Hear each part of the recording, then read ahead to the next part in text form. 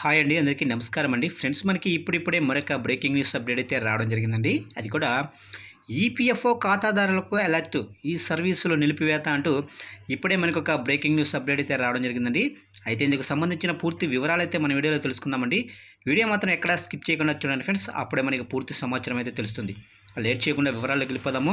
ఇక దేశంలో ఉన్న ప్రైవేటు ఉద్యోగులకు ఉద్యోగుల ప్రావిడెంట్ ఫండ్ ఆర్గనైజేషన్ కీలక నిర్ణయం తెలిపింది.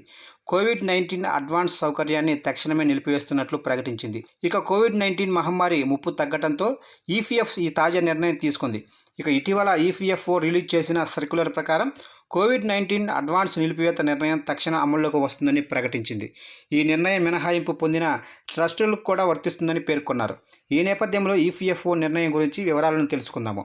ఇక కోవిడ్-19 సమయంలో ఫస్ట్, సెకండ్ వేవ్ సమయంలో ఆర్థిక ఇబ్బందులను ఎదుర్కోవడంలో సహాయపడటానికి ఈపీఎఫ్ఓ కోవిడ్-19 అడ్వాన్స్ను ప్రకటించింది.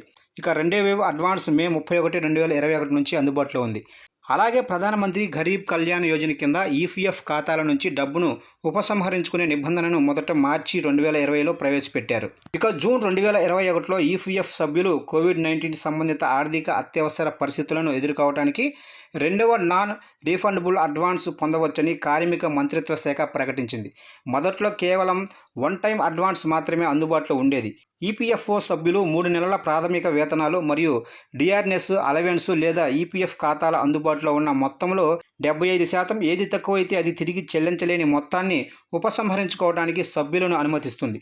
సభ్యులు అవసరమైతే తక్కువ మొత్తాలను కూడా విత్డ్రా చేసుకోవచ్చు. అలాగే గృహ నిర్మాణం, వివాహం, విద్యకు సంబంధించిన క్లెయిముల కోసం ఈపీఎఫ్ ఆటో మోడ్ సెటిల్మెంట్ సిస్టమ్ను అమలు చేస్తున్నట్లు ప్రకటించింది. ఈ ప్రయోజనాన్ని పొందేందుకు సభ్యులు వారి యజమాని నుండి ఎలాంటి ధృవపత్రాలు అందించాల్సిన అవసరం లేదు.